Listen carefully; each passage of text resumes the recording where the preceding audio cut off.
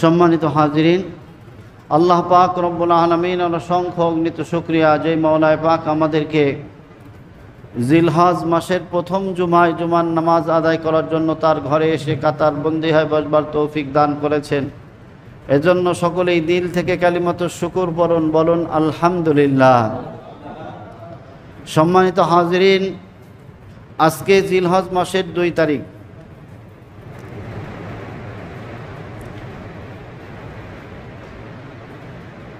এই জিলহজ মাসের প্রথম তারিখ থেকে নিয়ে 10 তারিখ পর্যন্ত দিনগুলা ইসলামের দৃষ্টিতে খুবই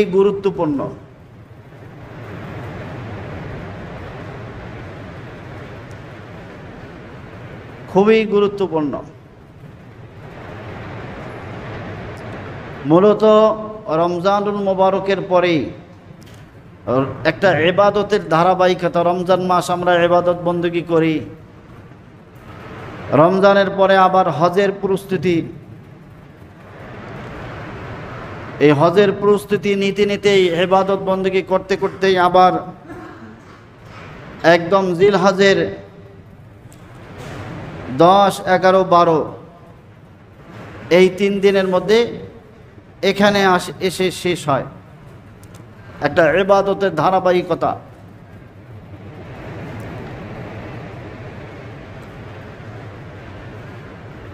আবার ইবাদতের মধ্যে আল্লাহ পাক রব্বুল আলামিন ইবাদতের কৃতজ্ঞতা স্বরূপ 2টা ঈদ আল্লাহ তাক আমাদেরকে দিয়েছেন। 2 ঈদ।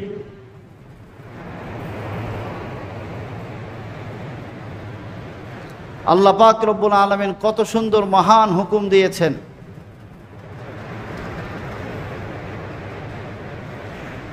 রোজার সমাপ্তি, রমজান মাস যখন আমরা ইবাদত বন্দেগী করি, রোজার সমাপ্তিতে আল্লাহ পাক রব্বুল আলামিন ঈদুল ফিতর দিয়েছেন।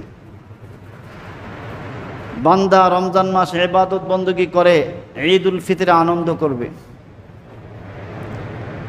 আর হজের মতো একটা গুরুত্বপূর্ণ আমল, এটার সমাপ্তিতে, এটার শেষে আল্লাহ পাক রব্বুল আলামিন ঈদুল জোহা, কোরবানির ঈদ আল্লাহ তাআলা আমাদেরকে দিয়েছেন। বলেন সুবহানাল্লাহ।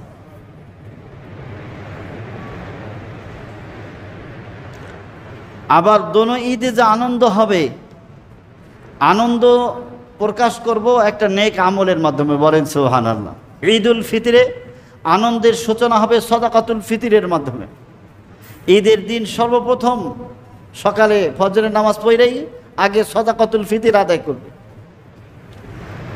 আর ঈদুল আজহায় আনন্দর সূচনা হলো ঈদের নামাজ পড়ে এসেই কোরবানির মাধ্যমে আনন্দ প্রকাশ করবে। বলেন সুবহানাল্লাহ। মোহতারাম হাজিরিন, এই যে জিলহজ মাস শুরু হলো, অনেক দামি এই দিনগুলা। কোরআনে কারীমের একটা সূরা আছে সূরাতুল ফজর। সূরাতুল ফজরে আল্লাহ পাক রব্বুল আলামিন 5টা জিনিসের কসম খাইছে। আমরা অনেক সময় বিভিন্ন কথার গুরুত্ব বোঝানোর জন্য কসম খাই না? আল্লাহ পাক রব্বুল আলামিনও এই জিলহজের যে দিনগুলা, এই দিনগুলার গুরুত্ব বোঝানোর জন্য 5টা জিনিসের কসম খাইছে। আল্লাহ কিন্তু এমনি বললেই এটার গুরুত্ব হয়, এটার কসম খাওয়ার দরকার হয় না। কিন্তু আল্লাহ পাক রব্বুল আলামিন সূরা ফজরে 5টা জিনিসের কসম খাইয়া আল্লাহ পাক রব্বুল আলামিন জিলহজের এই দিনগুলা কত ফজিলতপূর্ণ এটার গুরুত্ব বুঝাইতেছে। আল্লাহ বলেন, ওয়াল ফাজরি ওয়ালায়ালিন আশর ওয়াশ-শাফঈ ওয়াল ওয়াতর ওয়াল-লাইলি ইযা ইয়াসর। আল্লাহ পাক রব্বুল আলামিন এই আয়াতের মধ্যে 5টা জিনিসের কসম খাইছেন। 5টা জিনিসের মধ্যে প্রথমটা হলো ফজর। ওয়াল ফজর, ফজরের কসম। কোরআনে কারীমের 3 জায়গায় আল্লাহ পাক রব্বুল আলামিন ফজরের সকালবেলার কসম খাইছে। একটা হলো এখানে, আর এক জায়গায় ওয়াস-সুবহি ইযা আসফার, সকালবেলা যখন আলোকিত হয়। আর এক জায়গায় বলছেন ওয়াস-সুবহি ইযা তানাফফাস, যখন সকালবেলা নিঃশ্বাস ছাড়ে। এই 3 জায়গায় আল্লাহ পাক সকালের কসম খাইছে। তো এখানে যে ওয়াল ফজরি, ফজরের কসম খাইলেন, কারণ সকাল হলো দিনের সূচনা। সকালবেলা কিসের সূচনা? দিনের সূচনা। একটা দিন যে আমরা শুরু করি, এটার শুরু হলো সকাল। তো সকালের কসম আল্লাহ পাক বিভিন্ন জায়গায় খাইছেন, কারণ কি? সকালটা হলো মানুষের দামি। এজন্য আমাদের নবীজি সাল্লাল্লাহু আলাইহি ওয়াসাল্লাম আল্লাহর কাছে দোয়া করছেন, আল্লাহুম্মা বারিক লি উম্মতি ফি বুকুরিহা। ও আল্লাহ, আমার উম্মতের সকালবেলার মধ্যে আপনি বরকত দান করেন। সকালের মধ্যে বরকত। আর আমরা সকালবেলা কাটাই দেই কিসের মাধ্যমে? ঘুমের মধ্যে কাটাই দিই। অথচ নবীজি বলে গেছেন যে সকালের মধ্যে বরকত আছে। সকালে যেই কাজ করো, ব্যবসা করো, ব্যবসায় বরকত হবে। কৃষি কাজ করো, কৃষি কাজে বরকত হবে। যে কোনো কাজ করো সকালবেলা বরকত হবে। পড়ালেখা করবা, তাও বরকত হবে। সকালে বান্দা যেই কাজেই করবে, সব কাজের মধ্যে আল্লাহ বারাকা দিয়ে দিবেন। সুবহানাল্লাহ। এজন্য আল্লাহ পাক রব্বুল আলামিন কোরআনে কারিমের বিভিন্ন জায়গায় সকালের কসম খেয়েছে। বিভিন্ন দেশে দেখা যায় দোকানপাট খোলে। আমাদের দেশ বাংলাদেশে তো 10টা 11টায়। মালদ্বীপ একটা দেশ আছে, সেখানে সকালে শুরু হয়, ফজরের পর সব কিছু, আবার সন্ধ্যার আগে বন্ধ হয়ে যায়। মাগরিবের আগে সব দোকানপাট বন্ধ, ফজরের পর শুরু, মাগরিবের আগে বন্ধ। আর আমাদের এখানে 10টা 11টায় শুরু, আবার 12টা 1টায় শেষ। সকালের বরকত আমরা পাই না। তো আল্লাহ পাক রব্বুল আলামিন ফজরের কসম খেয়েছেন। ফজর, এটা কোন ফজরের কসম খেয়েছেন? মুফাসসিরিন একরাম লিখেছেন যে ফজর হলো 10 তারিখ, জিলহজের 10 তারিখের ফজরের কসম আল্লাহ পাক রব্বুল আলামিন খেয়েছে।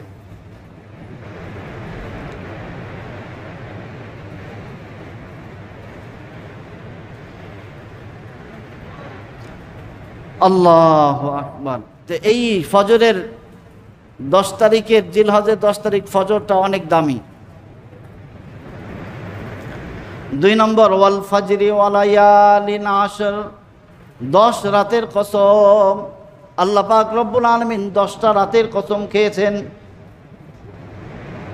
10 দিন আর কি, ওয়া লায়ালিন আশর, জিলহজের 10টা যে দিন আছে, রাত আছে, ওগুলার কসম খেয়েছেন। তো জিলহজের প্রথম 10 দিন আল্লাহ পাক রব্বুল আলামিনের কাছে অনেক দামি। প্রথম 10 দিন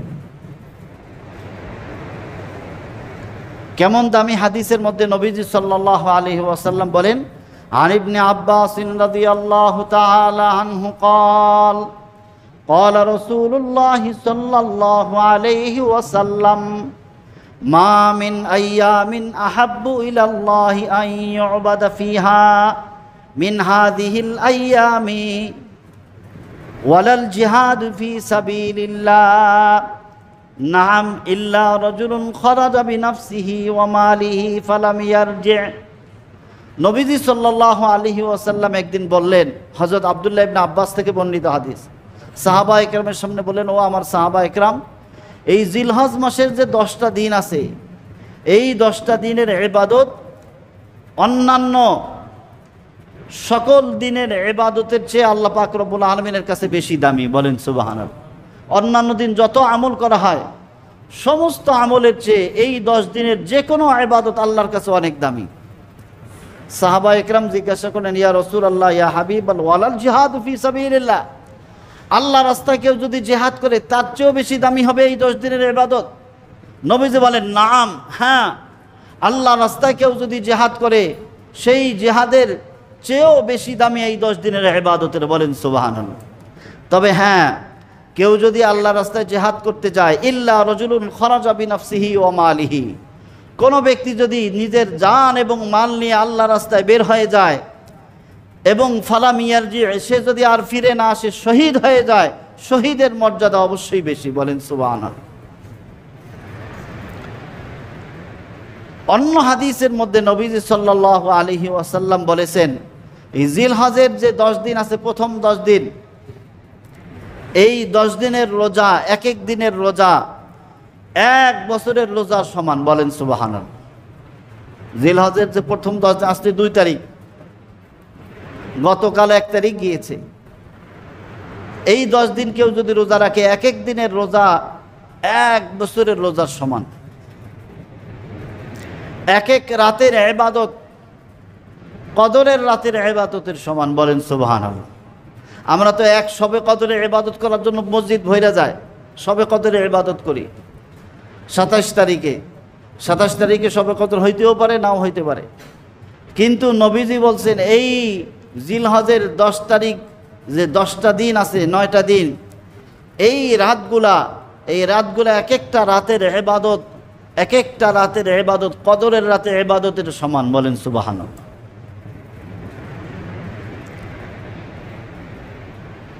আবার এই 10টা দিন এমন কেন আল্লাহর কাছে এত দামি?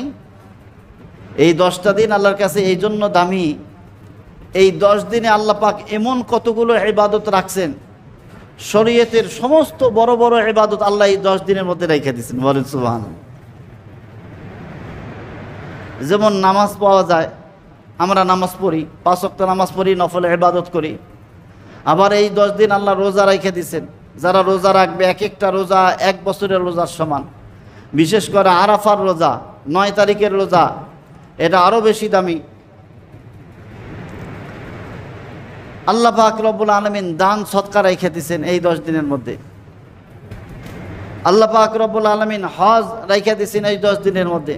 এই 10 দিনের শেষের দিকে হাজিরা হজের কার্যক্রম পরিচালনা করেন। আবার এখানে আল্লাহ পাক কোরবানিও রেখে দিয়েছেন। এজন্য জিলহজের 10 দিন এই দামি হওয়ার কারণ হলো এখানে সব ধরনের ইবাদত এই 10 দিনে পাওয়া যায়। অনেকে আছে রোজা রাখে, অনেকে আছে দান খয়রাত করে, অনেকে কোরবানি করে, অনেকে হাজিরা হজ করতেছেন। এরকম সকল ধরনের ইবাদত ওই 10 দিনে পাওয়া যায়। রমজান মাস তো আমরা শুধু রোজা রাখি, এখানে রোজাও পাওয়া যাইতেছে। এজন্য এই 10টা দিন আল্লাহর কাছে বেশি দামি।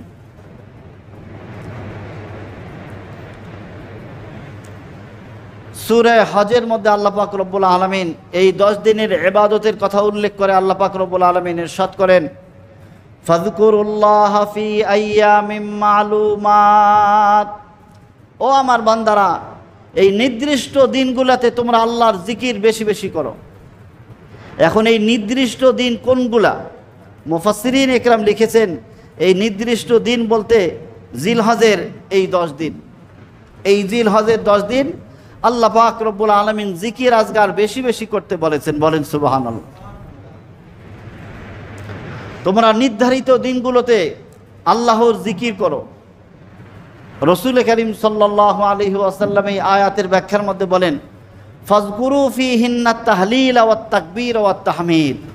তোমরা এই 10 দিন লা ইলাহা ইল্লাল্লাহ, আল্লাহু আকবার, আলহামদুলিল্লাহ, সুবহানাল্লাহ এই জিকির বেশি বেশি করো। বলেন সুবহানাল্লাহ। তাহলে নবীজি আরো ভাঙ্গা দিয়েছেন, নবীজি আরো স্পষ্ট করে দিয়েছেন যে তোমরা এই 10 দিন লা ইলাহা ইল্লাল্লাহ, আল্লাহু আকবার, আলহামদুলিল্লাহ এই জিকির বেশি বেশি করো।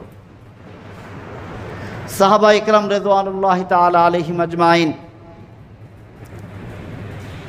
হযরত আবু হুরায়রা এবং ইবনে উমর রাদিয়াল্লাহু তাআলা আনহুমা, দুইজন সাহাবী, বিখ্যাত দুইজন সাহাবী, নবীর আশেক, নবীজির সবচেয়ে বেশি আশেক ছিলেন আব্দুল্লাহ ইবনে উমর আর আবু হুরায়রা। নবীজিকে বেশি ভালোবাসতেন। আরও অন্যান্য সাহাবীও আছে, আবু বকর বেশি ভালোবাসতেন, ওমর, কিন্তু এই দুইজন সাহাবীকে নবীকে খুব ভালোবাসতেন। তো হযরত আব্দুল্লাহ ইবনে উমর রাদিয়াল্লাহু তাআলা আনহুমা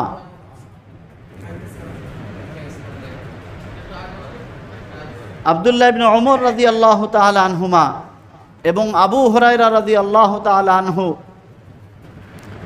ওনারা দুইজন বাজারে গিয়েছেন। বাজারে যাওয়ার পরে দেখতেছেন যে বাজারের সমস্ত লোক সবাই বেচা কিনার মধ্যে ব্যস্ত, কারো মুখ লড়ে না, আল্লাহ জিকির কেউ করে না। তখন আব্দুল্লাহ ইবনে উমর এবং আবু হুরায়রা রাদিয়াল্লাহু তাআলা আনহু ওনারা দুইজনে তাকবীর শুরু করে দিলেন, আল্লাহু আকবার, আল্লাহু আকবার, লা ইলাহা ইল্লাল্লাহু, আল্লাহু আকবার, আল্লাহু আকবার ওয়ালিল্লাহিল হামদ। যখন আব্দুল্লাহ ইবনে ওমর এবং আবু হুরায়রা বাজারে এরকম তাকবীর দেওয়া শুরু করছে, ওনাদের তাকবীর দেখে বাজারের সমস্ত লোক তাকবীর দেওয়া শুরু করছে, বলেন সুবহানাল্লাহ। ওনারা নবীজির এই হাদিস স্মরণ করা দিছে যে নবীজি বলছেন, তোমরা জিলহজের এই 10 দিনে বেশি বেশি আল্লাহু আকবার, লা ইলাহা ইল্লাল্লাহ, আলহামদুলিল্লাহ জিকির করো। আর তোমরা জিকির আজগার না কইরা বাজার সদাই নিয়ে ব্যস্ত আছো, তোমরা আল্লাহকে স্মরণ করো, আল্লাহ জিকির করো, আল্লাহর তাকবীর বলতে থাকো। এজন্য ওনারা দুইজন একসাথে আল্লাহু আকবার, আল্লাহু আকবার, লা ইলাহা ইল্লাল্লাহু, আল্লাহু আকবার, আল্লাহু আকবার ওয়ালিল্লাহিল হামদ, এই তাকবীর বলা শুরু করে দিয়েছেন, বলেন সুবহানাল্লাহ। আমরাও আমাদেরও উচিত এই 10 দিন বেশি বেশি আল্লাহর জিকির বেশি বেশি করা, লা ইলাহা ইল্লাল্লাহ, আল্লাহু আকবার, আলহামদুলিল্লাহ জিকির বেশি বেশি করা। করবো তো ইনশাআল্লাহ। হাঁটতে চলতে, বাজারে ঘাটে, বাসায়, যেখানেই থাকি না কেন, গাড়িতে বসে আছি, অনার্থক পেঁচাল না পাইরা, মোবাইল না টিপে আমরা যে আল্লাহর জিকির করি, আল্লাহু আকবার, আল্লাহু আকবার, লা ইলাহা ইল্লাল্লাহু, আল্লাহু আকবার, আল্লাহু আকবার ওয়ালিল্লাহিল হামদ, এইভাবে তাকবীর বলতে পারি। অথবা আপনি আলাদা আলাদা বলেন, লা ইলাহা ইল্লাল্লাহ, লা ইলাহা ইল্লাল্লাহ, লা ইলাহা ইল্লাল্লাহ জিকির করতে থাকেন। আলহামদুলিল্লাহ, আলহামদুলিল্লাহ, আলহামদুলিল্লাহ, আলহামদুলিল্লাহ, আল্লাহু আকবার জিকির করেন, আল্লাহু আকবার, আল্লাহু আকবার, আল্লাহু আকবার, আল্লাহু আকবার। এইভাবে সারাদিন এই জিকিরের মধ্যে আমরা থাকার চেষ্টা করব। 3 নম্বর, কসম খেয়েছেন আল্লাহ পাক রব্বুল আলামিন সূরাতুল ফজর, ওয়াশ-শাফঈ ওয়াল ওয়াতর, জোর এবং বেজোরের কসম। জোর এবং বেজোর দ্বারা কি উদ্দেশ্য? জোর দ্বারা উদ্দেশ্য হলো 10 তারিখ, আর বেজোর দ্বারা উদ্দেশ্য হলো 9 তারিখ। জিলহজের 9 এবং 10 এই 2টা দিনের বিশেষভাবে আল্লাহ পাক রব্বুল আলামিন কসম খেয়েছেন। কারণ কি? 10 তারিখে তো হলো কোরবানি, আর 9 তারিখে ইয়াউমে আরাফা, আরাফার ময়দানে হাজিরা। সেখানে উস্কো শুষ্ক চুল নিয়া খোলা ময়দানে আল্লাহ পাক রব্বুল আলামিনের দরবারে কান্নাকাটি করতে থাকে। শয়তান ওই দিন কুজো হয়ে যায়, বাঁকা হয়ে যায়। শয়তান মাথা আশ্রাইতে থাকে, হায় আল্লাহর বান্দারা খোলা আকাশের নিচে উস্কো শুষ্ক চুল নিয়া আল্লাহ পাক রব্বুল আলামিনের কাছে কান্নাকাটি করতেছে, আল্লাহর কাছে নিজের জন্য মাপ চাইতেছে, সারা উম্মতের জন্য মাপ চাইতেছে। আল্লাহ তাদের দোয়াকে কবুল করে নেবেন, আল্লাহ সবাইকে মাফ করে দিবেন। এজন্য শয়তান কুজো হয়ে যায়, বাঁকা হয়ে যায় আরাফার দিন। কারণ শয়তান করবে, আমার মিশন তো ব্যর্থ, আমি এদেরকে সারা বছর গোনার কাজ করাইছি, কিন্তু আরাফার ময়দানে তারা উস্কো শুষ্ক চুল নিয়া খোলা আকাশের নিচে হাজিরা আল্লাহর কাছে মাপ চাইতেছে, নিজের পরিবারের জন্য মাপ চাইতেছে, সারা উম্মতে মুসলিমার জন্য মাপ চাইতেছে। আর আল্লাহ তাদের এই হালত দেখে আল্লাহ তাদেরকে মাফ করে দিবেন। তারা যাদের জন্য দোয়া করবে তাদেরকেও আল্লাহ মাফ করে দেবে। এজন্য শয়তান একদম বাঁকা হয়ে যায়, কুজো হয়ে যায়।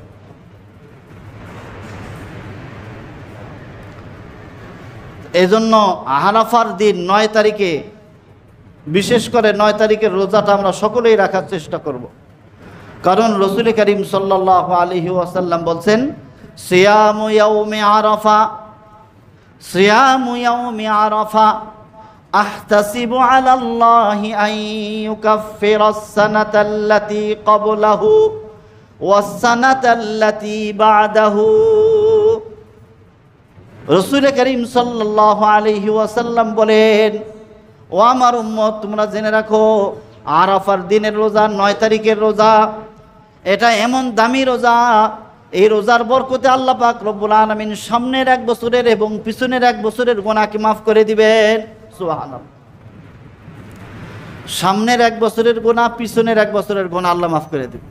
সিয়ামু ইয়াউমি আরাফা আহতাসিবু আলাল্লাহি আন ইউকাফফিরাস সানাতাল্লাতী ক্বাবলা ওয়াস সানাতাল্লাতী বা'দা। তাইলে আপনি পিছনে যে গোনা 1 বছর গোনা করছেন, সামনে আবার 1 বছরের গোনা মাফ। তা সামনে তো আপনি বাঁচবেন কিনা নিশ্চিত না। এজন্য মুহাদ্দিসিনে ইকরাম একটা সূক্ষ্ম বিষয় লিখেছেন, যেই বান্দা আরাফার দিন 9 তারিখের রোজা রাখবে, সে সামনের 1 বছরের সে যে আগামী বছর হায়াত পাবে এটার আলামত, বলেন সুবহানাল্লাহ। কারণ আগামী বছর তো তার গুনাহ করতে হবে, গুনাহ না করলে আল্লাহ মাফ করবে কি? এজন্য সে আগামী এক বছর যে আরও হায়াত পাবে এটার আলামত হলো আল্লাহ তাকে আরাফার দিনের রোজা 9 তারিখের রোজা রাখার তৌফিক আল্লাহ দিয়ে দিয়েছেন, বলেন সুবহানাল্লাহ। এখন বলবেন হুজুর, তাহলে কোনো ব্যক্তি যদি সারা বছরে সারা জীবনে রোজা রাখে তাহলে ও কি মরবে না? বলে হ্যাঁ মরবে। দেখবেন হয়তো যেই বছর তার হায়াত শেষ ওই বছর হয়তো ভুলে সে রোজা রাখতে পারে নাই। এজন্য আমরা চেষ্টা করব 9 তারিখের রোজা, জিলহজের 9 তারিখ। 7 তারিখে যদি আমাদের বাংলাদেশের 7 তারিখে ঈদ হবে, তাহলে জিলহজের 9 তারিখ হইতেছে শুক্রবার আমাদের বাংলাদেশ। তা আগামী শুক্রবারের রোজাটা আমরা সকলেই রাখার চেষ্টা করব। আগামী শুক্রবারের রোজা সকলেই রাখার চেষ্টা।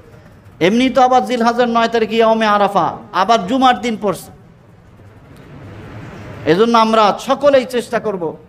আবার অনেকে আছে বিভিন্ন বয়ান শুনবেন আপনারা, অনেকে বলবে না হাজিদের সাথে মিল রেখা আরাফার দিন রোজা রাখতে হবে। ইয়াউমে আরাফা বলতে 9 তারিখ, আমাদের বাংলাদেশের 9 তারিখ ওই 9 তারিখেই। কারণ আপনারা জানেন যে চাঁদের বেশ কম আছে, চাঁদটা সেখানে আগে উদিত হয়, আগে দেখা যায়। ওই চাঁদটা আস্তে আস্তে আমাদের বাংলাদেশের 9 তারিখ হয়ে যায়, আমাদেরটা একটু পরে হয়। এটাই নিয়ম। আপনি যদি, অনেক মানুষ বোঝে না, স্বাভাবিক জ্ঞান নাই। আমরা যে এখন জুমার নামাজ পড়তেছি, সৌদি আরবের লোকেরা কি এখন জুমার নামাজ পড়ে? সৌদি আরবের লোকরা আমাদের থেকে 3 ঘন্টা বেশ কম আছে। তা আমরা কেন? তো যদি নামাজের মধ্যে বেশ কম হয়, নামাজের সময়ের ক্ষেত্রে, তা রোজার ক্ষেত্রে বেশ কম হবে না? ঈদের ক্ষেত্রে বেশ কম হবে না? অনেক পাগল লোক আছে সৌদি আরবের সাথে মিল রেখে রোজা রাখে। তো সৌদি আরবের সাথে মিল রেখে রোজা রাখো, সৌদি আরবের সাথে মিল রেখে নামাজ পড়ো। ওরা যখন আসরের নামাজ পড়ে তুমিও তখন আসরের নামাজ পড়ো। ওরা যখন ফজর পড়ে তুমিও তখন ফজর পড়ো। হবে ফজরের নামাজ? আমাদের এখানে 7, 8, 9টা বাজে যাবে, ওরা ফজরের নামাজ পড়বে। বেশ কম হয়ে যাবে না? এই জন্য এইগুলা কমন সেন্স থাকতে হবে, স্বাভাবিক বুঝ থাকতে হবে। অনেকেই বোঝে না। এজন্য জিলহজের 9 তারিখ এটাই আরাফা। আমাদের এখানে 9 তারিখের রোজাটাই আরাফার রোজা। আমাদের এখানে যে 9 তারিখ ওই 9 তারিখেই আমরা রোজা রাখব, এটাই আরাফার রোজা। আর একটা কসম, 4 নম্বর আল্লাহ পাক রব্বুল আলামিন 5 নম্বর কসম আল্লাহ পাক খেয়েছেন, ওয়ালায়ালিন ওয়াল্লাইলি ইযা ইয়াসর। ওই রাতের কসম যে রাতটা যখন শেষ হয়ে যায়, সকাল হয়ে যায়। আল্লাহ পাক রব্বুল আলামিন জিলহজের 10 তারিখের রাত, 9 তারিখে দিবাগত যে রাত, এই রাতের কসম আল্লাহ পাক রব্বুল আলামিন খেয়েছেন। কেন খেয়েছেন? এই রাতটাও আল্লাহ পাক রব্বুল আলামিনের কাছে বেশি দামি। আপনারা জানেন হাদিসের মধ্যে আসছে 2 ঈদের রাত, 2 ঈদের রাত আল্লাহ পাক রব্বুল আলামিনের কাছে দামি। যে ব্যক্তি 2 ঈদের রাত জেগে জেগে ইবাদত বন্দেগী করবে, জিলহজের 10 তারিখ 9 তারিখ দিবাগত রাত, যে রাত 10 তারিখের আগে যে রাতটা, এই রাতে যে ইবাদত করবে, ঈদুল ফিতরের রাতে যে ব্যক্তি ইবাদত করবে, কাল কিয়ামতের ময়দানে যখন সমস্ত মানুষের অন্তর মরা থাকবে, আল্লাহ পাক রব্বুল আলামিনের বরকতে, এই যে 2 রাত জাগার বরকতে আল্লাহ তার দিলকে জিন্দা রাখবেন, বলেন সুবহানাল্লাহ। যখন কাল কিয়ামতের ময়দানে সমস্ত মানুষ পেরেশান থাকবে, আল্লাহ পাক রব্বুল আলামিন যারা 2 ঈদের রাত জেগে জেগে ইবাদত করবে তাদেরকে পেরেশানি মুক্ত রাখবেন, সুবহানাল্লাহ। এজন্য স্পেশালভাবে আল্লাহ পাক রব্বুল আলামিন এই রাতেরও কসম খেয়েছে। তো মুহতারাম হাজিরিন, আমরা বর্তমান জিলহজ মাসের পদার্পণ করেছি আজকে 2 তারিখ। আমরা চেষ্টা করব বাকি যে দিনগুলো আছে বেশি বেশি রোজা রাখার। এটা কোনো ওয়াজিব আর ফরজ রোজা না, নফল রোজা, কিন্তু রাখলে অনেক বেশি সওয়াব। এক একটা রোজা 1 বছরের রোজার সমান। বিশেষ করে আরাফার দিনের রোজা, 9 তারিখের রোজা, আমাদের বাংলাদেশে 9 তারিখ হবে শুক্রবার। আমরা আগামী শুক্রবার রোজা রাখার চেষ্টা করব। এই রোজা রাখলে কি ফজিলত? সামনের 1 বছরের গুনাহ মাফ, পিছনের 1 বছরের গুনাহ মাফ। সিয়ামু ইয়াউমি আরাফা আহতাসিবু আলাল্লাহি আন ইউকাফফিরাস সানাতাল্লাতী ক্বাবলাহু ওয়াস সানাতাল্লাতী বা'দাহু। নবীজি বলছেন, এটা যায়েদ ইবনে আরকাম থেকে বর্ণিত হাদিস। আরেকটা আমল আছে, সেই আমলটা কি? নবীজি সাল্লাল্লাহু আলাইহি ওয়াসাল্লাম বলেছেন, মান রাআ হিলালা যিল হজ্জি ওয়া আরাদু আন ইউযাহিয়া। রাসূল করিম সাল্লাল্লাহু আলাইহি ওয়াসাল্লাম বলেন, যে ব্যক্তি জিলহজ মাসের চাঁদ দেখলো, চাঁদ দেখার পরে সে মনে মনে নিয়ত করেছেন আন ইউযাহিয়া, সে কোরবানির নিয়ত করেছে যে আমি এবার একটা কোরবানি দিব। ফালা ইয়াখুয মিন জাফরিহি ওয়ালা মিন শারিহি শাইআন, সেজন্য তার হাত পায়ের নখ এবং তার মোষ অথবা অন্যান্য লোম এগুলা না কাটে। কি ফজিলত? এটা হাজিদের সাথে সাদৃশ্য হবে। হাজিরা যখন হজের কার্যক্রম শুরু করে, আপনারা জানেন এহরাম বাঁধে, এহরাম বাঁধার পরে তাদের কিছু কাজ নিষিদ্ধ হয়, হাত পায়ের নখ কাটা, চুল কাটা, এগুলো নিষিদ্ধ এহরাম অবস্থায়। তো আমরাও কেমন যেন হাজিদের সাথে সাদৃশ্যতা অবলম্বন করলাম। আমরা হজে যাইতে পারি নাই, কিন্তু এখানে আমরা সাদৃশ্যতা অবলম্বন করে আল্লাহকে জানান দিতেছি, ও আল্লাহ, আপনার পাগলরা আপনার ঘরে যাইয়া হজের কার্যক্রম চালাইতেছে, তারা হাত পায়ের নখ কাটে না, তারা চুল কাটে না, মোষ কাটে না, হজের কার্যক্রম চালাইতেছে, আমরাও তাদের সাথে সাদৃশ্যতা অবলম্বন করলাম। আমরাও আল্লাহ আপনার জন্য আমরা কোরবানি করার নিয়ত করেছি, তাহলে আল্লাহ পাক রব্বুল আলামিন তার আমলনামার মধ্যে একটা কবুল কোরবানির সওয়াব দিয়ে দিবেন। সুবহানাল্লাহ। হযরত আব্দুল্লাহ ইবনে ওমর রাদিয়াল্লাহু তাআলা আনহুমা, উনি একজন মহিলাকে একদিন দেখতেছেন যে ওনার ছেলের, ওই মহিলা ওনার ছেলের চুল কাটে দিতেছে। তখন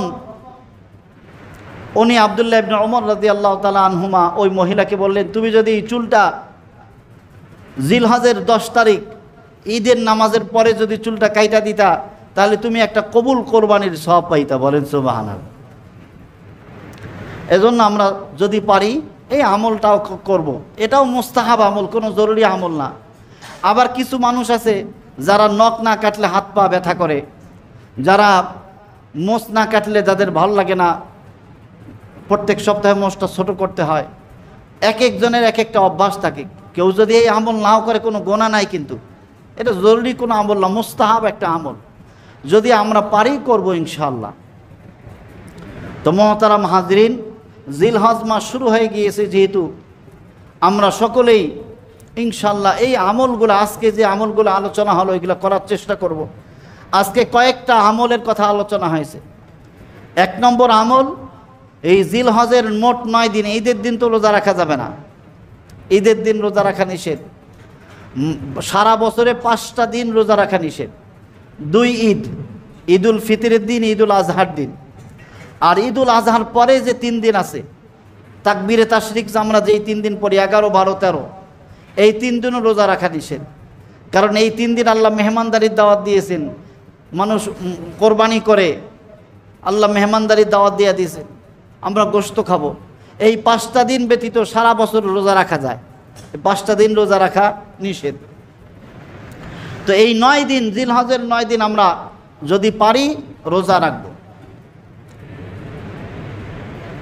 2 নম্বর আমলের কথা আলোচনা হইল, জিলহজের 10ম রাত, 9 তারিখ দিবাগত রাত, এই রাতে যতটুক পারি নফল ইবাদত বন্দেগী বেশি বেশি করব।